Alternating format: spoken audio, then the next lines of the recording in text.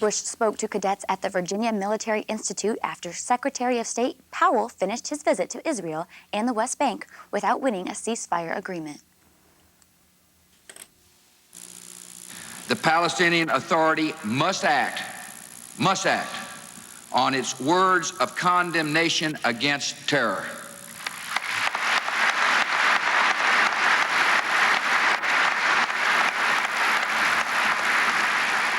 Israel must continue its withdrawals, and all Arab states must step up to their responsibilities. After more than 3 days of those meetings with the Israeli and Palestinian leaders, Secretary of State Colin Powell is headed back to the U.S. Elaine Quijano has the latest from Washington. Secretary of State Colin Powell wrapped up his 6-day diplomatic mission in the Middle East amid harsh criticism from some Palestinian leaders that he had not accomplished any real results. Palestinian Authority President Yasser Arafat met with Powell for a second time today and repeated a call for Israel to withdraw completely from Palestinian territories. Arafat also expressed anger at being confined to his West Bank headquarters for nearly 3 weeks by the Israeli army. Is this acceptable? That I can't go outside from this door? Is this acceptable? On a visit to the Virginia Military Institute, President Bush said Secretary Powell had made progress during his visit. I will continue to lead toward a vision of peace. For his part, Secretary Powell pointed to assurances from Israeli leaders for a possible end to the military campaign. Prime Minister Sharon has stated his intention to complete Israel's withdrawal from the areas it recently occupied. He has provided me with a timeline through this weekend, and as you all know, reservists are now returning home.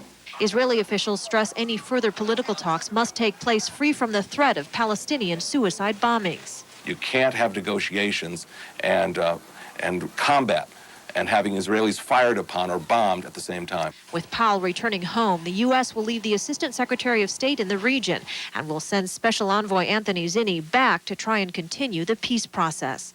In Washington, I'm Elaine Quijano. Ben Piney joins us to talk about that gorgeous day we had outside. Yeah, we did. Ben, I heard you went golfing today. Yeah, I had a chance to enjoy it. It's too bad my golf scores are about as high as the temperature outside today. But it's been feeling like July and August for the last few days, and 82 again for your high tomorrow. But how long can we hold on to these warm temperatures? And I'll have that and your weekend forecast coming up. Stay tuned.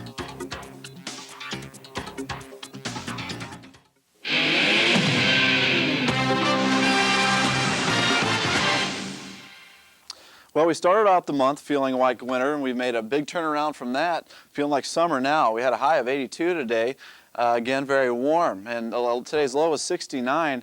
Still not even close to those normal highs and lows, beating them by above 22 degrees, or above 20 degrees. Sunrise will be at 5:59 tomorrow, and looking at some of the highs across the state, Muncie, Indianapolis, and Evansville, all at 82 degrees. 83 in Terre Haute, Lafayette at 84, and South Bend at 81 degrees. Currently outside, we're looking still pretty good, right around room temperature at 67 degrees. Winds out of the southwest, still keeping temperatures warm at 5 to 10 miles per hour.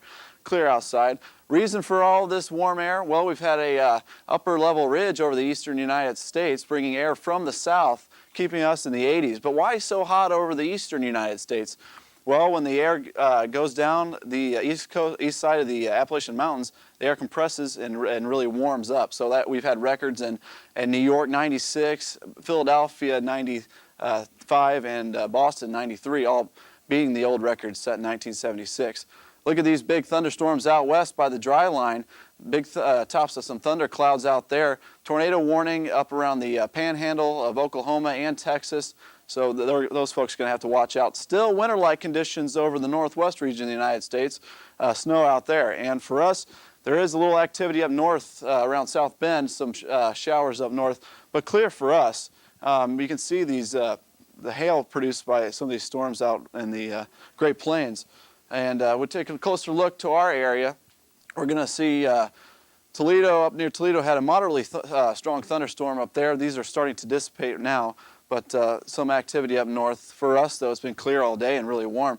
Due to this warm front that's going to stick around for today and tomorrow, it's going to keep all the temperatures around the south and Midwest really warm in the 80s.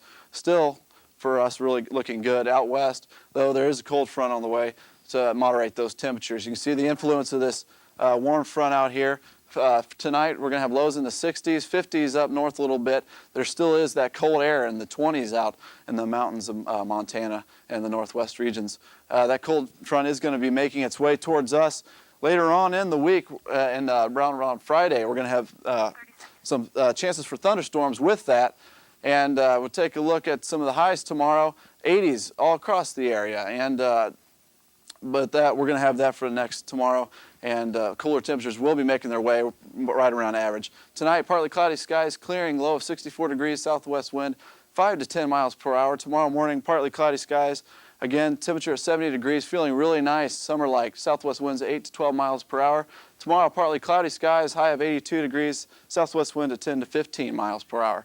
Friday, chance for some thunderstorms. Temperature of 75 degrees, low of 46 degrees. And Saturday, 58. That cold front will be moving in, cooling down those temperatures, but still not looking too bad. 56 for high on Sunday. So. All right, temperatures are cooling down a bit, but I'm really looking forward to that. Still take those 50s. Yeah, still really nice. Spring-like weather. Thanks, Ben. Margie Zehar joins us with sports. Margie, big important sports news that we led the top of the newscast with. T. Smith. Yeah, and you know, he's leaving. Well, there's a possibility he's leaving. He hasn't signed with an agent, so I'll have all the news on T. Smith's going pro when NewsCenter returns.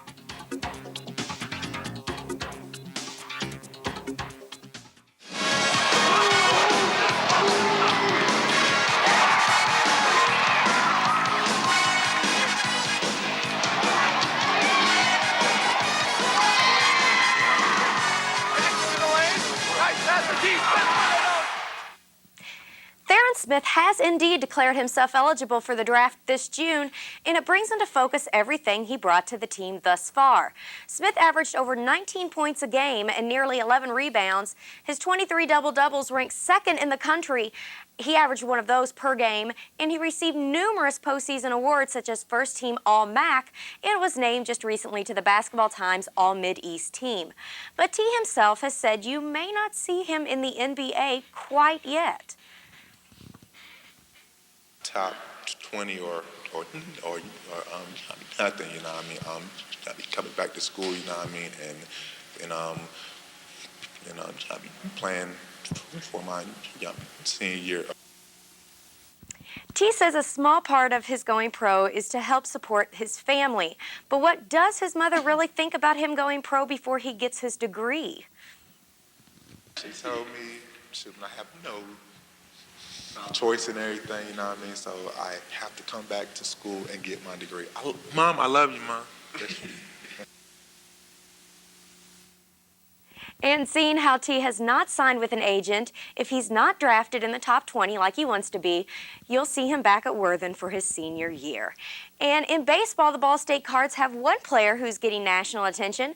Junior pitcher Brian Bullington received National Pitcher of the Week honors this week. He struck out 12 batters in 7 innings last Friday against Miami of Ohio. Bullington is only 23 Ks away from the MAC record for strikeouts and is already well past the Ball State record with 287. And are the Pacers going to the playoffs? That's the question. Well, it was do or die tonight at Conseco Fieldhouse, and Indianapolis needs the win to make it to the postseason. They hosted the 76ers and came out ready to play, picking it up in the second half. Reggie Miller picks up the turnover by the Sixers, feeds it to Ron Artest for the easy layup there. Then Miller, he almost loses it, but instead he dishes it to Jermaine O'Neal inside for the 2 over defenders. And then later, the other way, Smith, he goes up and over defenders for 2. But the Pacers a little later, up 14. O'Neal again played a great game. He has a steal. Ollie backs up and puts it up and in with the jumper right there. Sweet. It was just about this way all night, folks. The Pacers just won big, 103-80. They clinched the 8th seed, and Toronto gets the 7th seed, so Pacers go on to win this one easily. And no matter what happens to Indiana tonight, for them to make the playoffs, either Milwaukee or Toronto had to lose. And let's look at those scores. Milwaukee taking on Detroit tonight. Milwaukee lost 123 to 89, and Toronto won big over Cleveland 103 to 85. So Milwaukee lost, the Pacers won, and so they let the playoffs begin for the Pacers. They're in it. And the infamous John Rocker will be rocking the minor leagues for the time being. The Texas Rangers demoted the closing pitcher today after he lost an extra innings game last night against Anaheim, citing he just hadn't been playing Major League ball. Rocker was one of the best closers in the game in 1999, helping the Atlanta Braves make it to the World Series.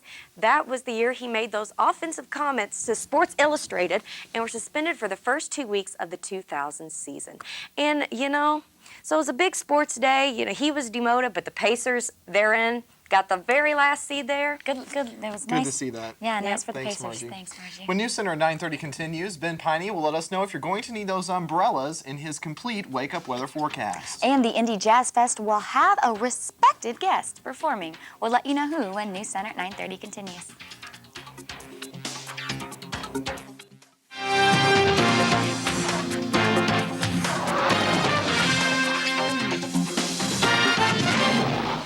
Well, above normal temperatures again for us for tonight and tomorrow. A low of 64 degrees for tonight. Clearing skies, a nice night. Tomorrow, partly cloudy skies. A high of 82, very nice. Southwest wind of 10 to 15 miles per hour. That weekend's looking pretty good too. Friday, a high of 75. Temperatures are cooling down. A high of 58 on Saturday, and Sunday, a high of 56. All right. Well, thanks, Ben. It will be a soulful celebration at the Indy Jazz Fest this summer. Soul superstar Aretha Franklin and guitar great B.B. King will headline the event. This will be a Jazz Fest first for Franklin. The voice behind classics such as Respect and Natural Woman hasn't performed vocally since 1996. Aretha Franklin follows past headliners that include James Brown, Ray Charles, and Al Green. Tickets for the festival went on sale today at all Ticketmaster locations. Well, as many of you may know, this is the last week for NewsCenter that we're going to be on the air until August. And this is also Melissa's last show with us here at the station. She'll be heading to London in the fall. And Melissa, we'd like to wish you, of course, the best of luck. Thank you very much. And thank you for all of your hard work to our station.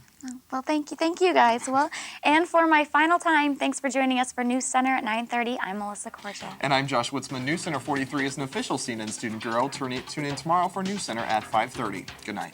No, you guys, I'm sad.